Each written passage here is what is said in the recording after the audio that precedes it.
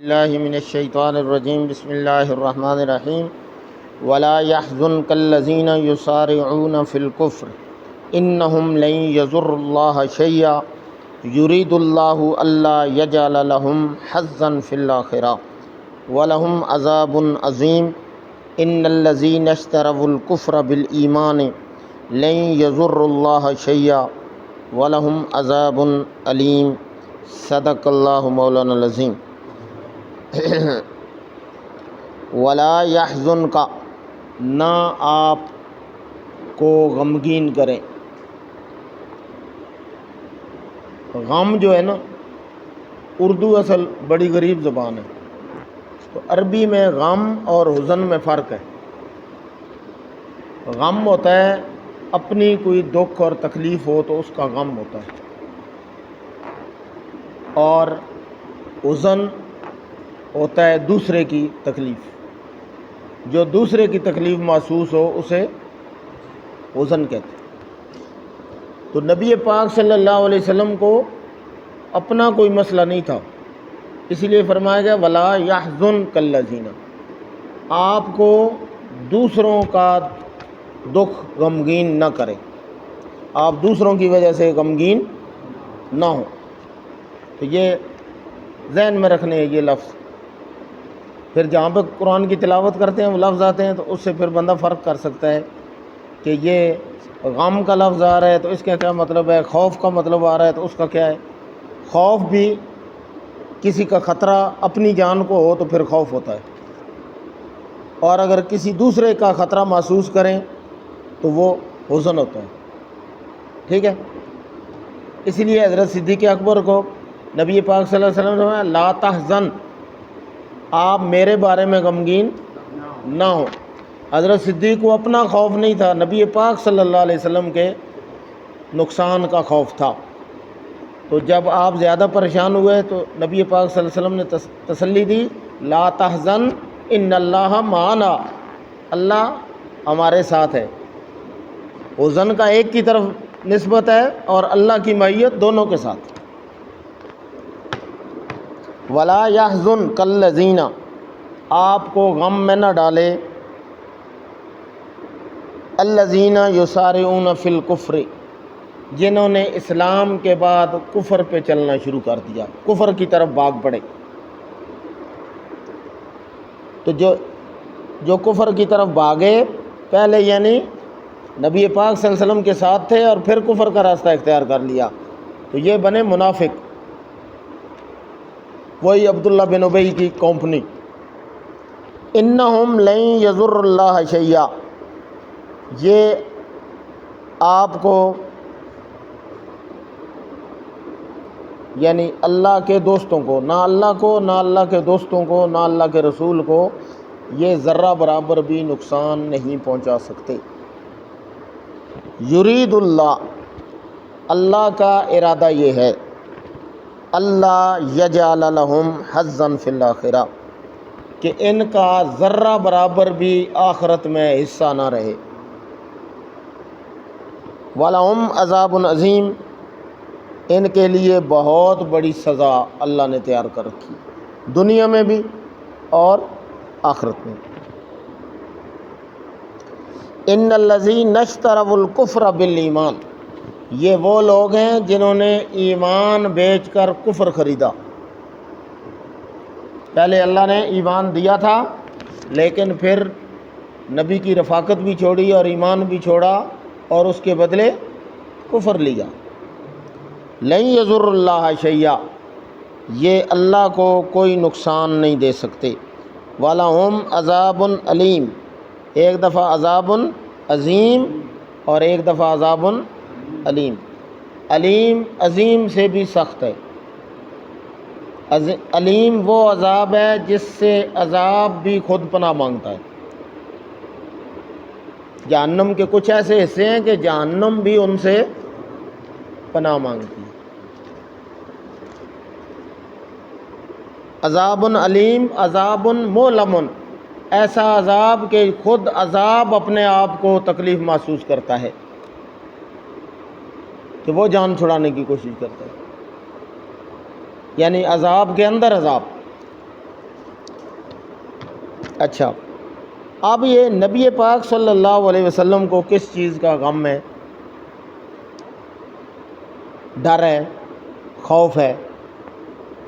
نبی پاک صلی اللہ علیہ وسلم کو یہ خوف نہیں تھا جو عام مفسرین نے لکھا کہ آپ کو غم تھا کہ یہ مسلمان نہیں ہو رہے، کافر مسلمان نہیں ہو رہے، نہیں ہے، یہ نہیں ہے۔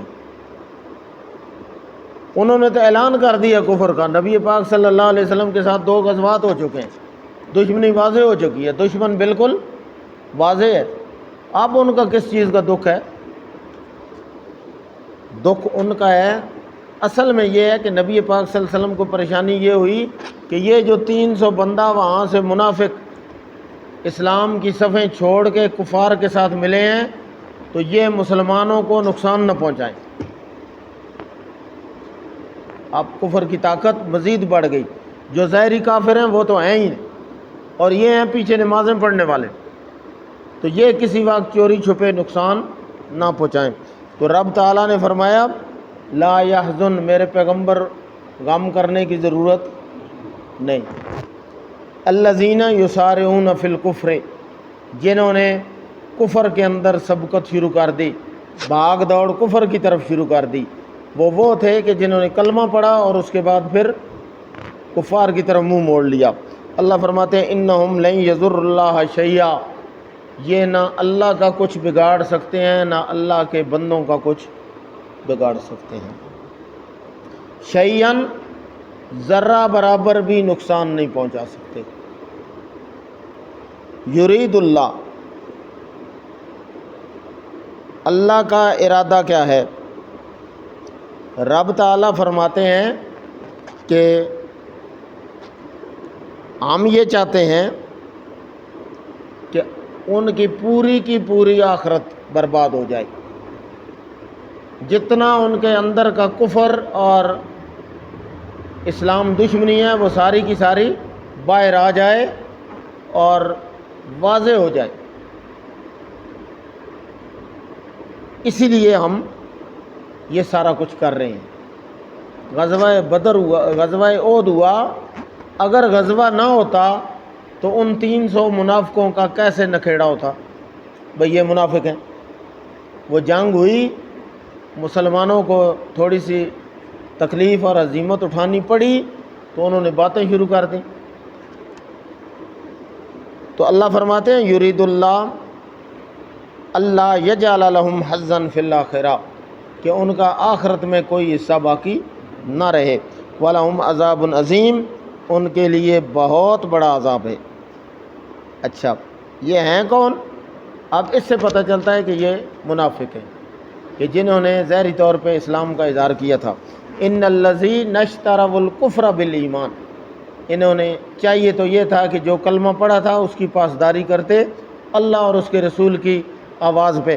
پیچھے آ گیا الذین استجابوا للہ والرسول، چاہیے تو یہ تھا کہ اللہ اور اس کے رسول کی آواز پہ لبیک کہتے اور میدان جنگ میں کھڑے رہتے، لیکن انہوں نے کفر کے بدلے ایمان کے بدلے کفر خریدا، ایمان کو چھوڑ کے ایمان کا سودا کر ڈالا، اور جو ایمان کا سودا کر لے اور پھر مسلمانوں کو نقصان۔ اور عبداللہ ابن ابی نعوذ باللہ کیا کہہ رہا تھا؟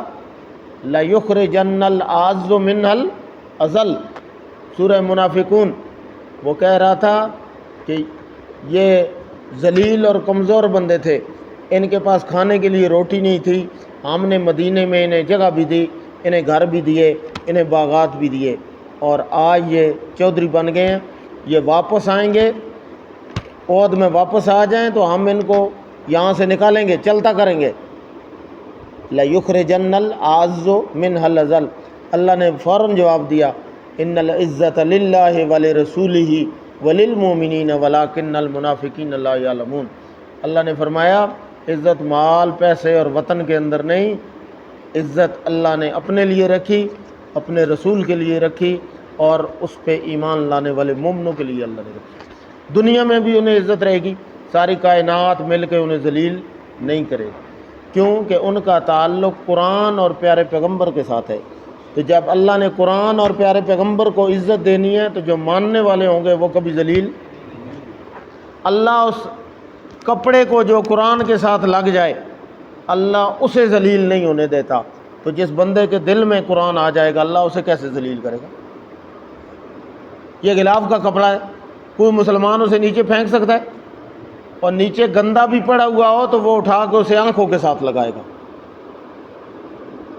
تو اگر کپڑے کی اتنی حیثیت ہو گئی جو قرآن کے ساتھ ایک لمحہ کے لیے لگ گیا، اس کا غلاف بن گیا، تو جس بندے کے دل میں قرآن اور اس کی زندگی میں قرآن پہ عمل آ گیا اللہ کبھی اسے ذلیل نہیں کرے گا، اسے عزت پہ رکھے گا۔ یہ ہمیں بات سمجھ نہیں آ رہی، ورنہ جو قرآن کے ساتھ لگے اللہ نے انہیں پھر نیچے نہیں آنے دیا، وہ اوپر ہی رہے۔ وَأَنْتُمُ الْأَعْلَوْنَ إِن كُنتُم مُؤْمِنِينَ، اگر تم مومن رہو، مومن ہو اور مومن رہو، صرف ایمان لانا نہیں بلکہ اس پہ عمل بھی ہو آپ کا، تو اللہ فرماتے ہیں ہم تمہیں ہی فتح دیں گے، کسی اور کو نہیں دیں گے، سب سے اوپر تم رہو گے۔ وَأَنْتُمُ الْأَعْلَوْنَ إِن كُنتُم مُؤْمِنِينَ۔ تو رب تعالیٰ نے یہاں پہ بھی کہہ دیا وَلَهُمْ عَذَابٌ علیم، دردناک عذاب ہے ایسے لوگوں کے لیے جنہوں نے ایمان بیچا اور کفر خریدا۔ صدق اللہ مولانا العظیم۔ اللہم صلی علی